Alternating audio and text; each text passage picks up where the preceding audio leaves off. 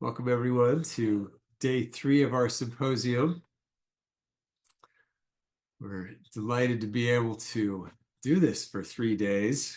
We debated about whether 2 was enough, but there's so many good folks out there doing great work. We wanted to give us a full 3 days.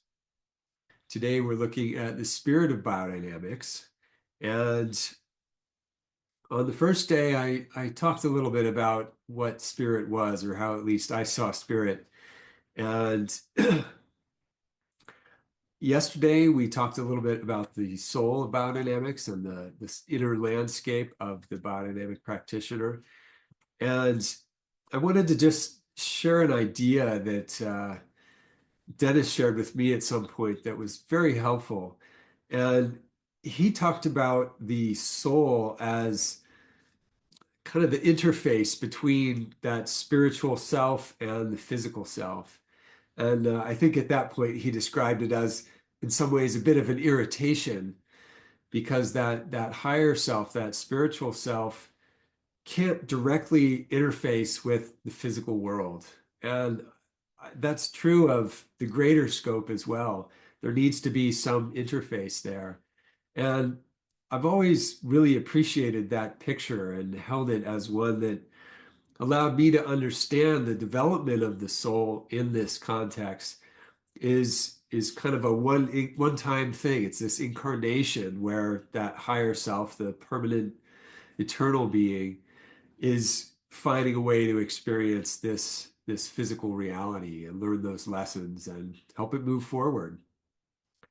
And and so the practices yesterday, the soul practices that we do to help us understand what we see as the manifest world really are a core to biodynamics. Without that inner picturing, without that striving, that devotion to understanding those words of nature that Matthias talked about, it's difficult to really penetrate biodynamics.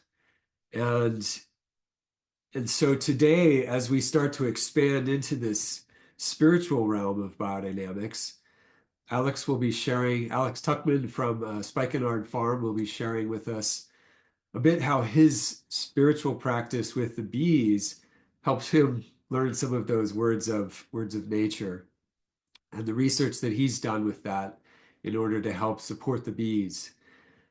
After that, we'll be joined by Patricia Kaminsky, who is the founder of the FES Flower Society. And she's going to be sharing with us some of the bigger pictures around the seasons. Steiner had shared some lectures earlier in his life around the archangels that stand behind the seasons.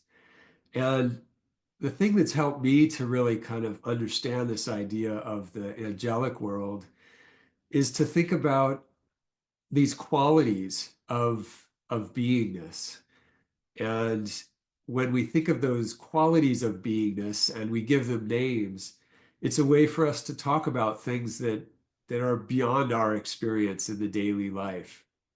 And so I'm so delighted to be able to have her join us and share those bigger pictures.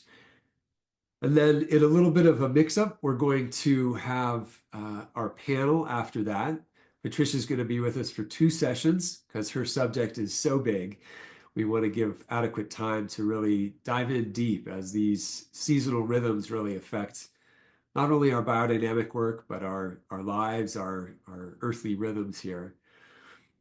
And so after that, we'll do the panel. And then Dennis is going to wrap up at the end with a final end note.